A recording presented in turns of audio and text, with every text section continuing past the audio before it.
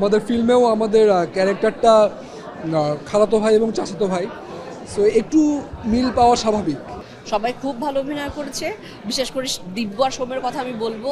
ওরা এত ভালো অভিনয় করেছে এবং সবাই সবাই খুব ভালো অভিনয় করেছে। Jaya Hasan is the graceful lady. She is like যে উনি আমার মার চরিত্রে অভিনয় করেছেন। That's very kind of her. সে জয়া হাসান অ্যান্ড ফারিয়া শামস চৌধুরী, ইরেশ জাকের, এনারা সবাই আসলে খুবই kind and they are the very greatest actors in our country. So that's very kind of her যে তারা আমাদের সম্পর্কে এটা বলেছেন। অ্যান্ড আমাদের এটা সিনেমার বড় পর্দায় ক্যামেরার সামনে দাঁড়ানো এটা প্রথমবার ছিল। So we were very nervous and hopefully we did it and দুই ভাই একসাথে কাজ করাতে ইট ওয়াজ আ ডিফারেন্ট এক্সপিরিয়েন্স। এত বড় মাপের অভিনেতাদের সাথে কাজ করতে গিয়ে আমাদের কাজটা করা অনেক সহজ হয়ে গেছিল আমি বলবো, এবং তাদের থেকে আমরা অনেক কিছু শিখেছি এবং হোপফুলি আমরা সেটা সামনে কাজে লাগাতে পারবো। শুটিংয়ের অভিজ্ঞতা বলতে আসলে আমার চুল আমি সবসময় বড় রাখতে পছন্দ করি। সেই জায়গায় আমার চুল একবারে ফেলে দিতে হয়েছিল।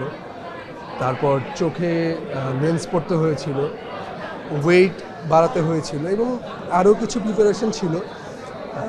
সব কিছু মিলিয়ে শুটিংয়ের এক্সপিরিয়েন্সটা আমাদের আসলে অনেকগুলো লোকেশনে শুটিং ছিল, তো একটু কষ্টকর ছিল। বাট মানুষজন যদি হলে এসে ছবিটা দেখে তাহলে আমাদের কষ্টটা সার্থক হবে। আর বাংলাদেশে পিরিয়ডিক্যাল ফিল্ম করা একটু টাফ, যেখানে ক্যামেরা ধরছিল একটা নেটওয়ার্কের কেবল চলে আসছিল, টাওয়ার চলে আসছিল। সো একটু টাফ ছিল আমাদের লোকেশন হান্টিং করা, বাট ডাইরেক্টর অনেক কষ্ট করেছেন এবং I hope that pays off. Jaya Hasan is the graceful lady. She is like যে উনি আমার মার চরিত্রে অভিনয় করেছেন।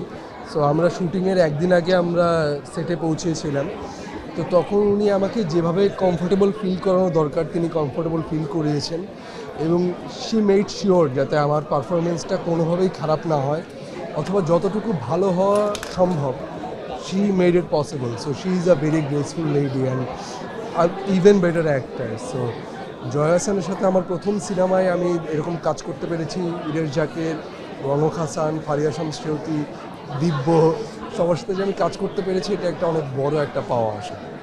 আমার মনে হয় আলাদা করতে পারবে, কারণ আমার চুল বড় ছিল, ওর চুল একদম ফেলে দেওয়া ছিল, ওয়েটের ডিফারেন্স ছিল, বডির টোনের রং আলাদা ছিল। আমার গায়ের রং কালো ছিল, ওর গায়ের রং ফর্সা ছিল। তো আমার মনে হয় দর্শকরা আলাদা করতে পারবেন। এবং আমাদের ফিল্মেও আমাদের ক্যারেক্টারটা খালাতো ভাই এবং চাচাতো ভাই, সো একটু মিল পাওয়া স্বাভাবিক, কিন্তু আমাদের জমজ মনে হবে না, এইটুকু আমি বলতে পারি।